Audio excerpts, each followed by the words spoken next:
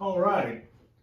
First of all, good morning. I'd like to thank all of you for being here. Some of our departmental personnel, our stakeholders, county officials, I really appreciate y'all's attendance today.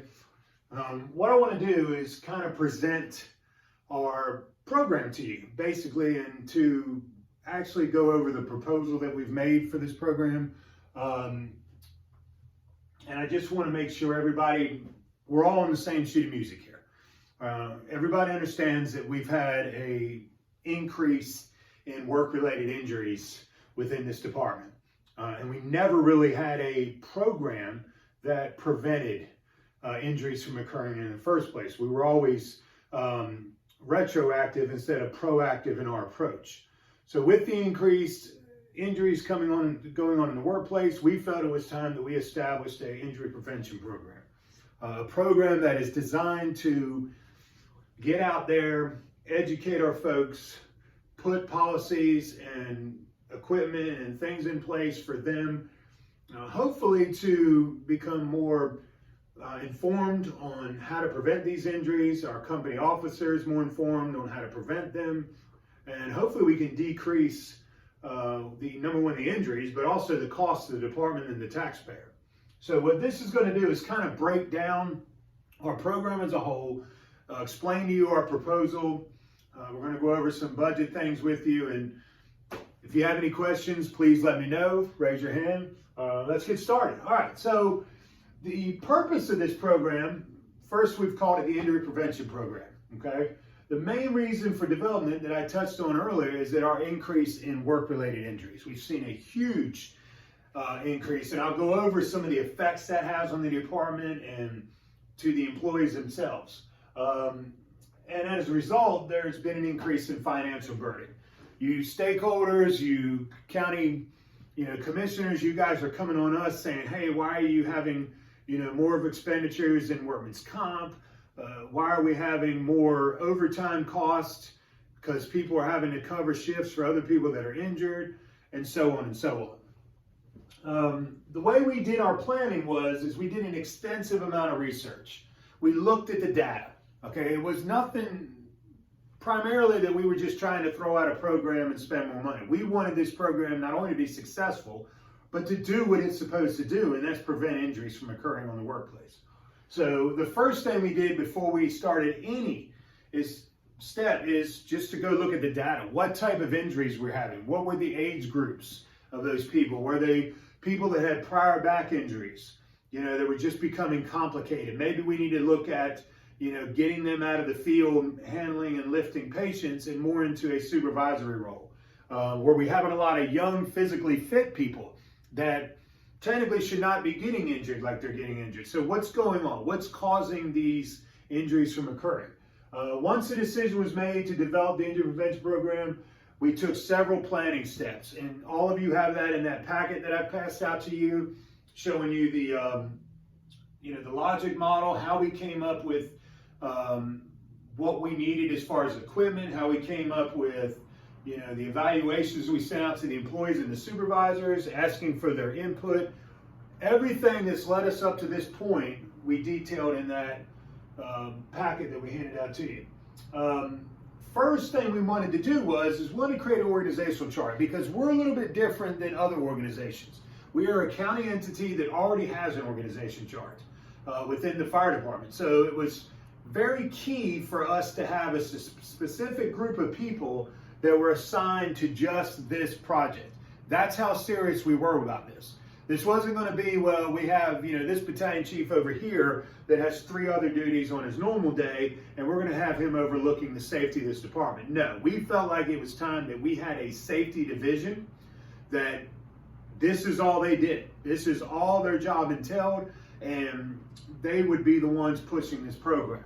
And they weren't just somebody that we said, hey, you've been doing this long enough, you need to be a part of this. This was going to be somebody who has training, who's educated, that knows what it takes. Because we felt like that, we might have to add some money in the budget for payroll. However, we're going to decrease money overall in loss of wages, injuries, workman's comp, so on and so on. So that was the first thing we did. That's in your chart. That's going to break down each position from the program director to the person that's data analysis, and what their pay is and what their requirements are going to be. All right.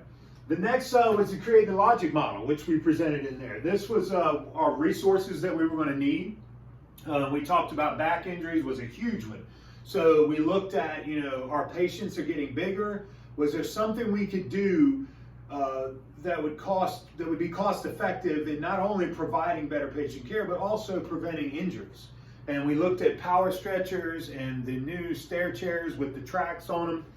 We felt like they were a little bit more expensive. However, offset that with the cost of injuries and loss of work and all that other stuff, it was going to be cost effective. We made short-term, mid-term, and long-term goals. These are things that we want to see accomplished. We knew that we weren't going to prevent 100% injuries. That would have been a long-term goal. So we had to set up little things. We want to do this first, then this, and then we'll be successful in the long term. And then we put together activities required. How are we going to achieve these goals? Okay, what things can we do on an everyday basis that we can use to achieve these? And lastly, we created an operation budget, which we showed you guys in that packet as well. We went over personnel costs, capital equipment, things that we were going to have to specifically budget for. The good part about this is we've been able to get grants from the federal level and the state level that specifically go over safety. So I know a lot of other departments have invested in exhaust systems for their vehicles to prevent cancer. So we feel pretty confident that we can get a majority of the cost paid for by grants. And then obviously we're going to touch in on office supplies. One of the complications with setting up the budget specifically for this program was a lot of the stuff that we require, like the office supplies, are already in the overall department budget. So we were trying to look at what we needed specifically for the safety aspect for the injury prevention program that would be needed, like posters, how to lift patients properly, how to do certain exercises that would increase your back strength, so on and so on. And then again, personnel costs, we talked about this. Training, we were going to need to do training for these employees, again, to show them good ergonomics, to go over, how to prevent injuries, workout. We would need to do some recruitment because we don't want to just hire anybody. We want to make sure that this person is going to come in and actually put steps in place, know what they're doing and know what they're talking about, and where we're going to see results. The hiring process, as you know, that costs money because we have to pay people extra to be here, so on and so on. Equipment costs, the power stretchers, and this is the one here where we have the push button. We're currently looking at several models of those. Stair chairs, we wanted to implement back braces for people that already have injuries so that they have the option of having that on the vehicle, because we have a lot of bariatric patients that we pick up. Those are patients over 300, 400, 500, 700 pounds. And then we recognize that in some of our stations, we don't have workout equipment. We don't have exercise equipment. And I'm not just talking about barbells and free weights. I'm talking about, stuff that we could use to stretch with, that we can, help in certain body areas. So we were looking at those. Other costs, we talked about utilities. Again, that's specific to the program. We know that every fire station has, electric bill, a water bill, a sewage bill. This was specific. What do we need? We want these gyms to have a certain amount of lighting. Other supplies may be towels, things that we would need to buy, disinfectant so we can spray down the equipment, so on and so on. The next part was evaluate. It's one thing to establish a program, it's another to keep it successful. So we had to look at a way that we could constantly evaluate the program to see if maybe we needed to do some changes, okay? So the first step was creating that evaluation. What specific data points are we looking for so that when we ask the questions to the employees and to the supervisors, are we getting the required data we need back? We then administered the evaluation to our employees. We got good feedback from them. And then our data analysis person that we're going to hire is going to take that back, put together some spreadsheets that we can present to you in a periodic fashion of how things are going. One example I'd like to touch on was the Generation Zs that are coming up. We looked at, is it better to put posters up, or, in the future, would we need to maybe create an app where they can go up there and track their exercise, track their physical fitness, and things like that. So those are changes that we need to be prepared for in the future. Overall program goals, our goal, again, is to eliminate injury in the workplace. We know that we're not going to eliminate 100%, accidents happen. However, we want to decrease the injuries of these employees.